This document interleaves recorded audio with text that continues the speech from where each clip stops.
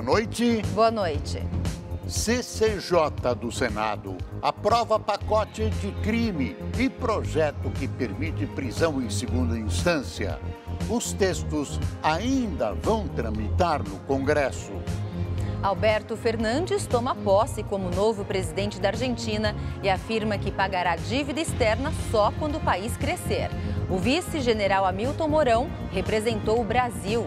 E você vai ver também. Com 47 mandados de busca e apreensão, nova fase da Operação Lava Jato apura repasses suspeitos de companhias de telefonia à empresa que tem Lulinha, filho do ex-presidente Lula, como sócio. Justiça do Rio manda soltar o ex-governador Luiz Fernando Pezão. Ele estava preso há cerca de um ano, acusado de receber propinas de empresas envolvidas em licitações.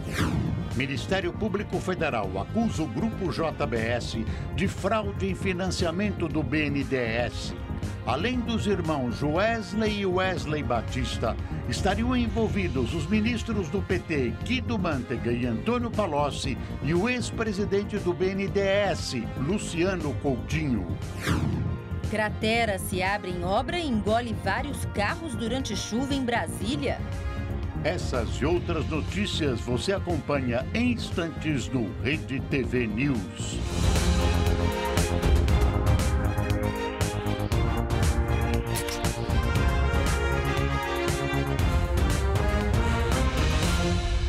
A Comissão de Constituição e Justiça do Senado acelerou os trabalhos e aprovou o pacote anticrime. O projeto de lei que permite a execução da pena após a prisão em segunda instância também foi aprovado, mas deve ficar parado por causa de um acordo. O pacote anticrime nem estava na pauta da Comissão de Constituição e Justiça do Senado, mas após um acordo, a proposta foi colocada como o primeiro item da sessão e o texto foi aprovado em votação simbólica. As senhoras e senhores senadores que concordam com o relatório permaneçam como se encontram. Aprovado o relatório, que passa a constituir o parecer a comissão favorável ao projeto e contrário às emendas. O texto sugerido pelo ministro da Justiça, Sérgio Moro, estava recém-chegado ao Senado, já que foi aprovado pela Câmara na semana passada. A proposta reforça o combate ao crime através da mudança no tempo máximo de prisão de 30 para 40 anos e do aumento de penas e da lista de crimes considerados hediondos. Alguns pontos importantes foram retirados da proposta pelos deputados e os senadores não tentaram reincluí-los para evitar demora na tramitação. 80% do pacote anticrime preservado. O plea bargain, que é um ponto polêmico, a gente pode incluir isso após a excludente de ilicitude, outro ponto que ficou muito polêmico, a gente vai colocar isso num projeto de lei. Por meio do Twitter, o presidente do Senado, Davi Alcolumbre, informou que vai pautar o pacote anticrime no plenário amanhã e que espera a aprovação sem mudanças. Se isso acontecer, o texto já segue para a sanção do presidente Jair Bolsonaro. Logo depois da votação do pacote anticrime, a CCJ do Senado retomou as discussões sobre o projeto de lei que altera o Código de Processo Penal para permitir a execução de penas após a condenação em segunda instância. O texto foi aprovado por 22 votos a 1. Como a proposta aprovada é um substitutivo, ele terá que passar por uma nova votação na CCJ, que já está marcada para amanhã. Depois disso, será aberto um prazo de 5 dias para que os senadores apresentem um requerimento pedindo que o texto passe pelo plenário. Esse pedido tem que ter no mínimo 9 assinaturas. Se isso não acontecer, o texto segue direto para a Câmara, colocando toda a responsabilidade no colo dos deputados. O cumprimento de pena após segunda instância, esse precisa de um debate maior e nós deveremos levar esse debate para o plenário do Senado da República. Mesmo que o texto do Senado chegue à Câmara, ele ficará parado por causa de um acordo. A ideia é que os deputados deem em andamento a própria proposta, que altera a Constituição para permitir a prisão após condenação em segunda instância. O texto está em uma comissão especial, que decidiu convocar audiências para o ano que vem. O relator, deputado Fábio Tradi, promete entregar o parecer entre fevereiro e março. Nós vamos ser céleres, mas também não vamos ser inconsequentes. Tanto o nosso projeto de lei tem que avançar na Câmara, quanto a PEC vinda da Câmara tem que ser analisada pelo Senado Federal. Foi sempre assim, caminhou bem a democracia e nós sempre conseguimos lá na frente avançar no melhor texto.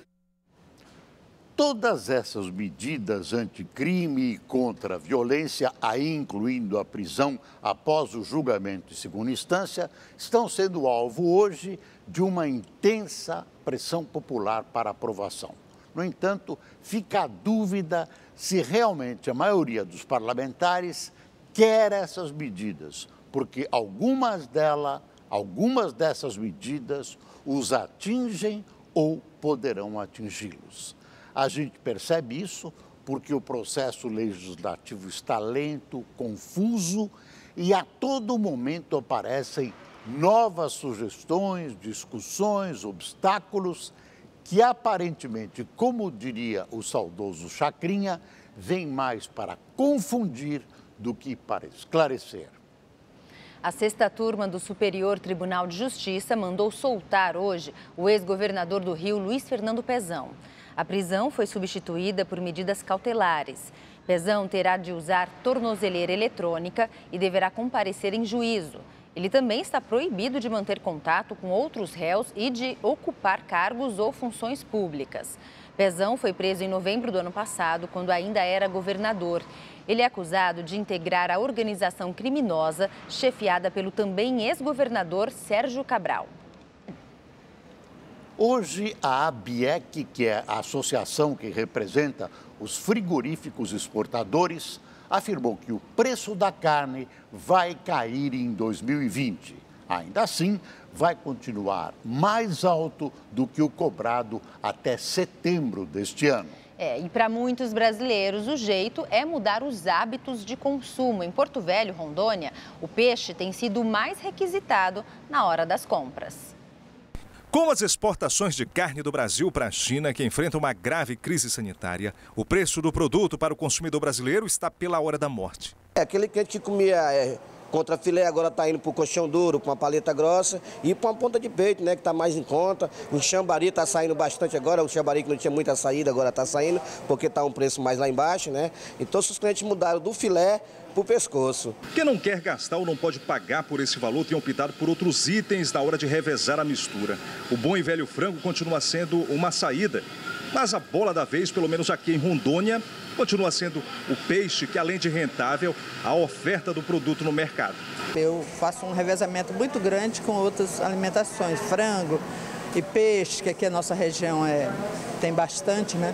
O tambaqui in natura, peixe mais consumido pelos rondonienses, pode ser comprado por R$ 8,00. Em Rondônia, o pescado não tem tido variação de preço. Pelo contrário, a oferta, o que para o consumidor é excelente. O estado de Rondônia é líder brasileiro na produção de pescado, com mais de 80 mil toneladas por ano, segundo o IBGE. O estado possui 3.250 propriedades licenciadas, 80% delas atuam com a produção de tambaqui, pirarucu, jatuarana e pintado. Uma boa pedida, é o hábito saudável, que é o peixe, e acho que a população vai entender esse momento da carne. A Polícia Federal deflagrou hoje a Operação Mapa da Mina, nova fase da Lava Jato, que apura repasses suspeitos a um grupo que tem o filho do ex-presidente Lula como sócio. Os mandados de busca e apreensão foram expedidos pela 13ª Vara Federal de Curitiba. A investigação apura o repasse de mais de 132 milhões de reais pelo Grupo Oi Telemar às empresas Game Corp e Gol, controladas por 4 sócios. Entre eles, Fábio Luiz Lula da Silva, filho de Lula. Parte dos recursos teria sido usada para a aquisição do sítio de Atibaia, no qual Lula é apontado como dono. Ele nega. Os pagamentos teriam sido feitos entre 2005 e 2016. De acordo com as investigações, as empresas do grupo Game Corp não tinham mão de obra e ativos compatíveis para a prestação de serviços solicitados pela Oi Telemar. Segundo a APF, a Oi contratou a Game Corp sem licitação, fez pagamentos acima dos valores praticados no mercado e pagou por serviços que não foram executados. Em contrapartida, o grupo Oi Telemar foi beneficiado por diversos atos do governo federal. como, por exemplo, um decreto assinado pelo então presidente Lula que permitiu a aquisição da Brasil Telecom, além da nomeação da Oi no conselho da Anatel, a Agência Nacional de Telecomunicações.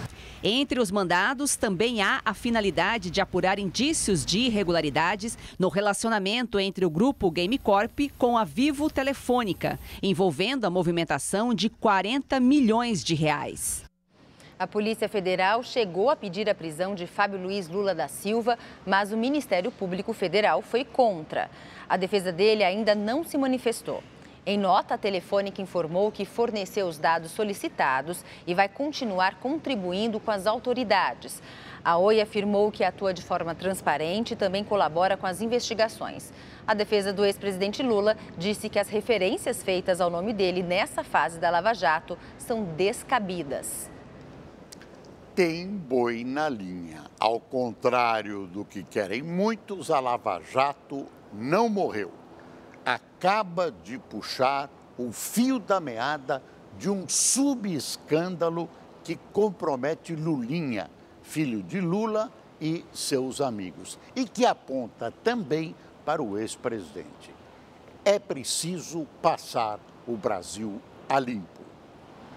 O Conselho Nacional do Ministério Público abriu hoje um processo disciplinar para apurar se o procurador Deltan Dallagnol cometeu infração disciplinar ao postar em redes sociais mensagens contrárias ao senador Renan Calheiros, do MDB de Alagoas, durante a eleição para o Senado em fevereiro deste ano. Em uma das mensagens, o chefe da Força Tarefa da Lava Jato em Curitiba afirma que, se Renan fosse eleito, projetos contra a corrupção teriam a aprovação dificultada. Renan alega que o ataque teria influenciado as eleições do Senado. Também hoje, a maioria do Conselho decidiu arquivar uma reclamação disciplinar que apurava a falta de conduta de Dallagnol ao compartilhar nas redes sociais uma reportagem sobre suposta prática de Caixa 2 pela senadora Cátia Abreu, do PDT de Goiás. O Brasil diz não a Hollywood. Aqui, bandido é que prende o mocinho. O Ministério Público Federal acusou o grupo JBS de fraude em financiamento do BNDES e cobra a devolução de mais de 21 bilhões de reais.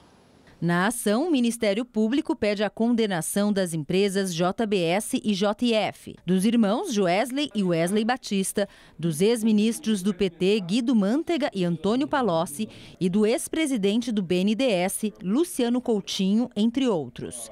Todos são acusados de fraudes nas operações de apoio financeiro do BNDES ao frigorífico, especialmente no processo de internacionalização da empresa. As irregularidades ocorreram entre 2007 e 2011 e o MP cobra dos envolvidos 21 bilhões de reais em ressarcimento de danos e multas. O presidente Jair Bolsonaro assinou uma medida provisória com regras para a regularização fundiária. A expectativa é beneficiar até 300 mil famílias. A assinatura da medida provisória ocorreu durante cerimônia no Palácio do Planalto. De acordo com o governo, a MP torna mais fácil a análise de concessão de título de propriedade de terras da União para agricultores, em sua maioria pequenos produtores. A medida já passa a valer, mas precisará ser aprovada pelo Congresso para virar lei em definitivo. A expectativa é que 300 mil famílias sejam beneficiadas. O tamanho médio das propriedades que serão regularizadas é de 80 hectares. Cada vez mais, nós viemos a fazer com que o Estado, além de sair da perseguição de quem produz, ele ajude quem quer empreender em nosso país. Pela manhã, ao deixar o Palácio da Alvorada, o presidente Jair Bolsonaro comentou as declarações da jovem ativista Greta Thunberg, de 16 anos. A sueca afirmou que indígenas estão sendo mortos por tentar proteger a natureza. No sábado, 2 índios foram assassinados no Maranhão. A Greta já falou que os índios morreram porque está defendendo a Amazônia. Pô. É impressionante, a imprensa dá espaço para uma pirralha dessa aí, uma pirralha. Preocupa, qualquer morte preocupa, queremos cumprir a lei, nós somos contra o desmatamento ilegal, somos contra a queimada ilegal. Depois da declaração, Greta mudou a descrição no Twitter dela para pirralha. Eu acho que essa mocinha sueca, Greta, é muito, muito simpática. No entanto, eu gostaria de saber exatamente quem financia a sua luta ambiental. Este ano, 27 pessoas já morreram no país por causa de conflitos do campo. 7 eram líderes indígenas. Segundo a Pastoral da Terra, esse é o maior número de lideranças indígenas assassinadas em um ano desde 2008. Grande parte dos conflitos está relacionada à disputa de terras entre as comunidades indígenas e grileiros ou latifundiários. No último fim de semana, 2 índios Guajajara morreram e outros 2 ficaram feridos durante um atentado em Genipapo dos Vieiras, no Maranhão. Agentes da Força Nacional foram enviados ontem ao Maranhão em apoio às ações da FUNAI na região. Um país que se pretende civilizado não pode permitir esse verdadeiro faroeste. Não adianta mandar centenas de policiais para essas regiões se os assassinos não são punidos. Esse sentimento de impunidade que existe no Brasil é a grande mola da violência e da criminalidade. A Procuradoria-Geral da República denunciou 15 pessoas, entre elas 4 desembargadores do Tribunal de Justiça da Bahia, por suposta venda de sentenças relacionadas à grilagem de terras. 4 desembargadores, 3 juízes e mais 8 pessoas suspeitas foram denunciadas pelos crimes de organização criminosa e lavagem de dinheiro. Entre os desembargadores está o presidente da Corte, Gesivaldo Brito, que foi afastado das funções no mês passado por ordem do Superior Tribunal de Justiça. Segundo a denúncia, o grupo vendia sentenças para permitir a grilagem de terras no oeste da Bahia. De acordo com o Ministério Público Federal, a organização criminosa operava desde 2013 e chegou a lavar mais de 500 milhões de reais. A Polícia Civil de São Paulo começou a ouvir os parentes dos jovens que morreram durante a operação da PM em baile funk em Paraisópolis.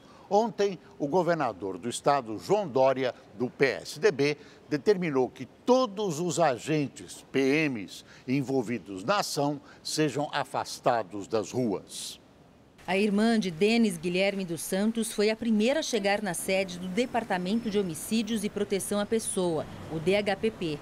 O jovem de 16 anos foi um dos 9 mortos pisoteados durante uma ação policial no baile da 17, em Paraisópolis, no último dia 8. Ela prestou depoimento por cerca de 3 horas e saiu sem falar com a imprensa. Além dela, parentes de outras vítimas serão ouvidos. Os investigadores querem saber o perfil dos jovens e se eles costumavam frequentar a festa, já que nenhum morava na região. Os agentes também procuram imagens que possam ajudar a esclarecer em que circunstâncias eles morreram. Análises feitas nos áudios da comunicação policial no dia da ação confirmam a versão dos PMs. Eles contaram que 2 homens em uma moto furaram o bloqueio, atiraram e foram em direção à multidão. Segundo os agentes, depois disso foi preciso chamar reforço. Testemunhas contestam a versão e dizem que os PMs agiram com violência. Desde o início das investigações, os 6 policiais que iniciaram a operação estão afastados das ruas. Ontem, após uma reunião com familiares das vítimas, o governador de São Paulo, João Dória, afastou os outros 32 policiais que estavam em Paraisópolis. Após o encontro, a Procuradora-Geral do Estado prometeu rigor na apuração do caso. Rigor, transparência, eficiência e rapidez nas investigações. Isso é um comprometimento do governador e de todo o governo como um todo, né? Em nota, o secretário de Segurança Pública de São Paulo, General João Camilo Pires dos Campos, afirmou hoje que afastou os PMs para preservá-los, já que eles são testemunhas nos inquéritos. O secretário disse ainda que os agentes estão colaborando com as investigações conduzidas pelo DHPP e pela Corregedoria da Polícia. Em Brasília, parte do asfalto ao lado de uma obra na quadra 709 Sul cedeu. 4 carros que estavam estacionados próximos aos tapumes foram engolidos por uma cratera. Chovia muito no momento. Felizmente, ninguém ficou ferido. O Corpo de Bombeiros e a Defesa Civil foram acionados e o local acabou interditado. A principal hipótese é de que houve o rompimento da tubulação de água pluvial que passa ao lado do buraco. Foi lançado hoje um projeto liderado pela cientista Lígia da Veiga Pereira, da USP, que pretende identificar as principais características genéticas dos brasileiros. Esse mapeamento vai ajudar na prevenção de doenças e antecipação de tratamentos. O DNA Brasil quer mapear o genoma de 15 mil pessoas de 35 a 74 anos de idade e se tornar o maior programa desse tipo já feito no país. O Ministério da Saúde e outras empresas também colaboram com o projeto. Mais um capítulo na crise da saúde no Rio de Janeiro. Funcionários das clínicas da família do município paralisaram as atividades por 48 horas porque estão há 2 meses sem receber salários. No Hospital Albert Schweitzer, faltam medicamentos e apenas pacientes em estado grave são atendidos. Sem receber o pagamento há 2 meses e o 13º salário, esse técnico de enfermagem se acorrentou em frente ao Hospital Albert Schweitzer, em Realengo, zona oeste do Rio. Quem está acorrentado aqui é a enfermagem, é os profissionais da saúde, é a sociedade, é o Corém, é o sindicato, é toda uma sociedade acorrentada aqui. Na unidade, estão sendo atendidos apenas casos graves. Ana Gabriela levou a filha de 3 anos para retirar um fio cirúrgico no cotovelo, mas saiu de lá sem atendimento. Tenho que procurar outra clínica da família para estar fazendo exames, só que lá demora 1 mês para sair o resultado. No último dia 7, a secretária de Saúde, Bia Bush, veio ao Hospital Albert Schweitzer após jornais publicarem a informação de que a unidade estava fechada. Ela gravou um vídeo que foi compartilhado nas redes sociais pelo prefeito Marcelo Crivella. O Albert não fechou, simplesmente fecharam a porta, tiraram uma foto e enviaram para algumas páginas. O Albert funciona perfeitamente. Se no dia do vídeo gravado pela secretária o atendimento ocorria normalmente, 3 dias depois, não foi isso que nossa equipe encontrou. Dentro do hospital, pacientes e acompanhantes reclamam da falta de medicamentos, produtos de higiene e até roupa de cama. E a situação é precária, né? Não tem lençol, não tem remédio, entendeu? E isso aí é certo para a gente que vem procurar um hospital e não ter uma roupa de cama, não ter um remédio. A situação das unidades de saúde do município do Rio se agravou com a falta de pagamento aos profissionais terceirizados. Em uma assembleia realizada ontem, a categoria decretou uma paralisação de 48 horas nas clínicas da família. Esta senhora percorreu a cidade em busca de um médico para a filha. Nossa equipe de reportagem registrou a tentativa de atendimento nas zonas oeste e central do Rio. Eu fui naquele família de manhã, não tem médico, ia fechar hoje, disse que hoje ia fechar. É um relaxamento, né? Porque a gente paga e não tem médico para atender, a gente morre e não tem médico, é uma coisa horrível. Eu acho uma vergonha. O Conselho Regional de Medicina expressou preocupação em relação às clínicas. É onde as doenças crônicas têm os seus cuidados primários. Se esses cuidados não forem fornecidos à população, o que possivelmente acontecerá é a agudização desses problemas, superlotando a já superpovoada emergência do estado do Rio de Janeiro. Por determinação do Tribunal Regional do Trabalho, o município tem 24 horas para apresentar as contas bancárias que vão garantir o pagamento dos funcionários terceirizados da saúde. Uma nova audiência de conciliação está marcada para amanhã. Na semana passada, o TRT já havia bloqueado cerca de 325 milhões de reais de uma conta da Prefeitura, mas o Tribunal Superior do Trabalho suspendeu a liminar. De acordo com a Comissão de Saúde da Câmara dos Vereadores, a dívida total chega a 350 milhões de reais. Corre para um lado, corre para o outro, os hospitais aí tudo superlotado, da Penha também, né? E acaba que a gente não está tendo uma resposta, um atendimento como cidadão brasileiro, né? Em nota, a Secretaria Municipal de Saúde afirmou que a falta de roupa de cama e insumos são pontuais. Disse ainda que as clínicas da família seguem realizando atendimentos e que as consultas e exames agendados para hoje foram remarcados. A Prefeitura do Rio informou que o pagamento dos funcionários terceirizados será decidido pela Justiça. Isso é uma vergonha. Em Maués, no estado do Amazonas, um médico foi afastado depois de discutir com uma enfermeira que o chamou para um atendimento de emergência. Ele teria ficado irritado porque estava jantando. Em um vídeo que circula nas redes sociais, o médico aparece discutindo com a enfermeira enquanto a equipe atende um paciente que estava com hipoglicemia. Agora eu vim aqui ver o paciente, enfermeira. Estava assim, doutor. Isso é hipoglicemia, o que foi com hipoglicemia? Mas explica. Meu Deus do céu. Ela que fica, é pai dela. Então a senhora explica que eu estou ocupado lá na frente, tá? Quando vier o paciente não pode querer o que quiser, não. Doutor, eu estou acostumado a chamar os médicos. Só o senhor que está com essa chatice hoje. Enfermeira, eu estava jantando, enfermeira. Tá bom. O senhor acha que é mais importante só jantar? Importante é a vida do paciente. O caso ocorreu no último domingo no Hospital Raimunda Francisca Dinelli da Silva. Fernando Batista, o médico que aparece nas imagens, disse que a enfermeira tumultuou o plantão e que ele agiu dentro do exercício legal da profissão.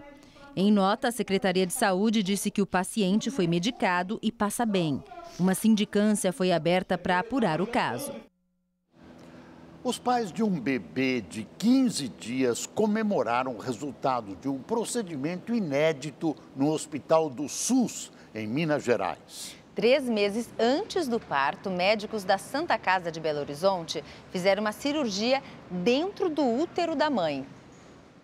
O nascimento da pequena Beatriz foi muito comemorado pelos pais e pela equipe médica. Quando estava com 22 semanas de gestação, a mãe recebeu um diagnóstico preocupante. A criança apresentava um defeito congênito na coluna vertebral. Nós assustou bastante, né? Porque foi eu e meu esposo, né? Todo mundo já ficou assim apreensivo, porque nós não sabíamos, é uma novidade, né? Na chamada mielomeningoncele, os ossos da coluna não se fecham completamente. Com isso, os nervos da medula ficam expostos e podem provocar graves problemas de saúde no bebê, como hidrocefalia, que é o acúmulo de líquido no cérebro, e a perda da capacidade de movimentação do quadril e das pernas. Por imobilidade e por lesões neurológicas, ela acaba sofrendo infecções ao longo da vida. E a cada cirurgia que é realizada, isso aumenta o risco de meningite, aumenta o risco de morte mesmo. Para corrigir a má formação, especialistas aqui da Santa Casa de Belo Horizonte fizeram uma cirurgia diretamente no feto. A abertura no útero da mãe foi mínima, pouco mais de 2 centímetros.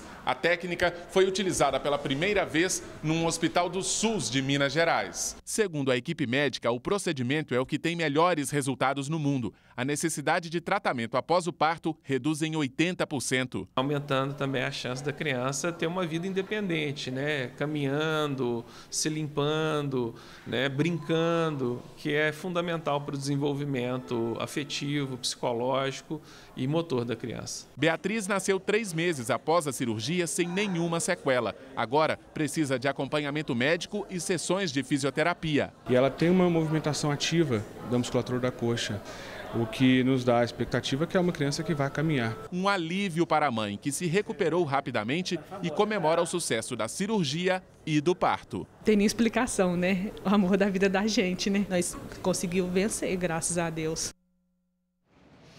O pai do menino João Miguel, preso por desviar o dinheiro arrecadado no tratamento do filho, foi condenado pela Justiça.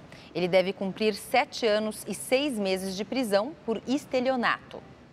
Matheus Henrique Alves está preso desde julho, quando foi encontrado em Salvador, na Bahia. Ele estava hospedado em um hotel de luxo e com milhares de reais que foram gastos em compras. De acordo com o Ministério Público, Matheus desviou quase 500 mil reais dos mais de 1 milhão que a família arrecadou na campanha para ajudar o filho, João Miguel. A mãe do menino foi quem denunciou o marido à polícia. A criança sofria de atrofia muscular espinhal, uma doença degenerativa, e morreu em outubro deste ano, aos 2 anos de idade. O pai dele foi condenado a 7 anos e 6 meses de prisão em regime fechado. Pai extremoso esse. A Polícia Rodoviária Federal precisou interditar a ponte Rio-Niterói depois que homens foram flagrados andando pelo local em um patinete elétrico. Motoristas fizeram imagens dos dois. Eles alugaram o patinete na capital fluminense e estavam indo para Niterói, na região metropolitana do Rio. De acordo com a polícia, não é permitido sair da cidade com esse tipo de veículo e também é proibido o transporte de mais de um passageiro no patinete. O caso aconteceu na manhã de ontem. Os dois homens foram detidos por furto e encaminhados à delegacia. 2 homens foram presos hoje após uma perseguição em São Paulo. Durante a fuga, os bandidos ficaram presos no trânsito na Avenida Faria Lima, uma importante via da Zona Oeste de São Paulo. Mesmo cercado pelos policiais, os assaltantes conseguiram fugir. Na perseguição, eles quase atropelaram um policial militar. Imagens de uma câmera de segurança em outra via registrou o momento em que os bandidos batem o carro. O veículo capota próximo a um restaurante onde vários clientes aguardavam na fila. Mesmo após a batida, os criminosos tentam fugir, mas são impedidos pelas pessoas que passavam pelo local. Segundos depois, um policial militar aparece e prende os bandidos. De acordo com a polícia, o veículo foi roubado de uma residência na zona oeste da cidade. 2 pessoas foram presas na segunda fase da Operação Morfeu, realizada pela Polícia de São Paulo. Elas fazem parte de uma quadrilha investigada por aplicar o golpe conhecido como Boa Noite Cinderela. Alex Henrique de Souza, de 27 anos, foi preso no centro de São Paulo. Com ele, a polícia apreendeu 3 armas falsas. Sheila Carina de Oliveira Santos, de 31, foi encontrada em casa na Zona Sul. Os 2 são suspeitos de aliciar pessoas que disponibilizavam as contas correntes para a transferência do dinheiro das vítimas. Uma terceira pessoa ainda é procurada. Além das prisões, foram cumpridos 8 mandados de busca e apreensão, inclusive em um hotel onde foram encontrados documentos falsos e máquinas de cartão. A primeira fase da Operação Morfeu aconteceu há um mês, quando foi presa Natália Rodrigues Fernandes, de 23 anos. Ela foi filmada por câmeras de uma boate dando bebida com droga para um homem e logo em seguida saindo com ele do local. A polícia pede para que as vítimas do golpe Boa Noite Cinderela denunciem. É um crime muito mais grave do que se aparenta. É o Boa Noite Cinderela, como eu disse, parece simples, mas não é. Temos o roubo, temos vários estelionatos praticados na sequência e também tem o perigo, a exposição a perigo da própria vítima do roubo, que além da parte financeira pode ter a saúde prejudicada.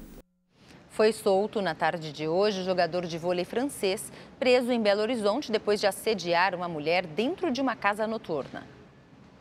Ervin Ngapet, um dos principais jogadores de vôlei do mundo, chegou ao Fórum Criminal de Belo Horizonte hoje de manhã, escoltado por policiais, algemado e com o uniforme do sistema prisional. Depois de passar a noite na penitenciária, ele participou da audiência de custódia. O jogador foi ouvido por 30 minutos. A juíza Fabiana Cardoso aceitou a confissão do atleta francês e permitiu que ele responda ao inquérito em liberdade provisória. Ngapet foi solto após pagar uma fiança de R$50 mil. A palavra da vítima ainda é que teria conotação sexual, mas ela não viu nem grave ameaça, nem violência no ato. Ela entendeu que o ato foi uma grande bobagem e ele vai pagar por isso. O ponteiro, de 28 anos, foi preso na madrugada de ontem por importunação sexual. Imagens da câmera de segurança mostram o momento que ele deu um tapa na mulher de 29 anos que deixava a boate. Ele foi autorizado a deixar o Brasil e deve retornar amanhã para a Europa. Vôlei deforma, deixa às vezes a mão boba. A chuva forte que atingiu São Paulo na tarde de hoje causou transtornos na volta para casa. A repórter Joyce Mafezoli está na Ponte dos Remédios, na zona oeste da cidade, e tem mais informações. Boa noite, Joyce. Como sempre, voos atrasados, carros parados, alagamentos, etc, né?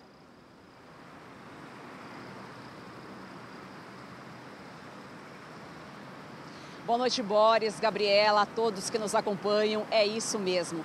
E esse é o segundo dia que a chuva causa transtornos na capital. Hoje foram registrados pelo menos 23 pontos de alagamento. E por isso a vida do motorista, claro, ficou complicada. No início da noite, a CET registrou 100 quilômetros de lentidão nas principais vias da cidade, bem acima da média para o horário. Neste momento, aqui na Marginal Tietê, altura do Cebolão, o trânsito está fluindo bem. Agora, quem precisou usar os aeroportos, viu, Boris, também teve problemas. O Internacional de Guarulhos, na Grande São Paulo, ficou fechado por 10 minutos. Já em Congonhas, na zona sul da capital, 18 voos foram cancelados. Ainda por causa da chuva, 3 pessoas ficaram ilhadas e foram socorridas pelo Corpo de Bombeiros. Joyce Mafezoli, de Osasco, para o Rede TV News. Vamos saber então se vem mais chuva. Veja agora como fica o tempo amanhã em todo o Brasil. A quarta-feira vai ser mais um dia com pancadas de chuva entre o norte, centro-oeste e sudeste do Brasil. O risco de temporal é alto em Belo Horizonte. O dia fica nublado e a máxima é de 28 graus.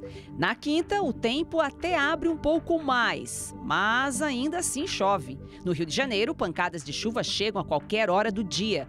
Só que o ar fica abafado, temperaturas na casa dos 30 graus. A chuva continua também nos próximos dias na capital paulista. Temperaturas seguem altas. Na sexta-feira, o sol brilha forte, chuva somente no fim da tarde e faz calor de 30 graus. O tempo fica seco na maior parte do nordeste do Brasil. Mesma coisa no sul do país. Tempo firme com sol entre nuvens em praticamente toda a região. Em Porto Alegre, mais um dia bastante quente, calorão de 34 graus. A máxima também é de 34 graus em Palmas. Em Fortaleza, muito sol e 32 graus de máxima. A Marinha do Brasil enviou o navio polar Almirante Maximiliano para ajudar as buscas ao avião da Força Aérea do Chile. A aeronave chilena desapareceu na tarde de ontem, com 38 pessoas a bordo. O Hércules C-130 seguia rumo a uma base do Chile, na Antártica. A aeronave partiu da cidade de Punta Arenas e perdeu contato com a base de controle 1 hora depois da decolagem. O navio brasileiro se une a outros navios da Marinha chilena e a aviões na operação de buscas. Morreu aos 86 anos Dona Salomé, torcedora símbolo do time do Cruzeiro.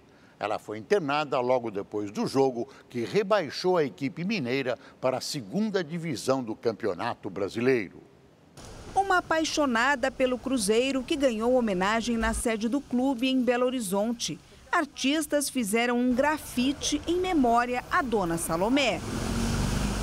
Salomé era uma pessoa muito bacana, né? Uma pessoa muito alegre e tudo, que vai deixar muita saudade aí pra gente aí. Nas redes sociais, o Cruzeiro, jogadores e ex-atletas também lamentaram a morte da torcedora ilustre.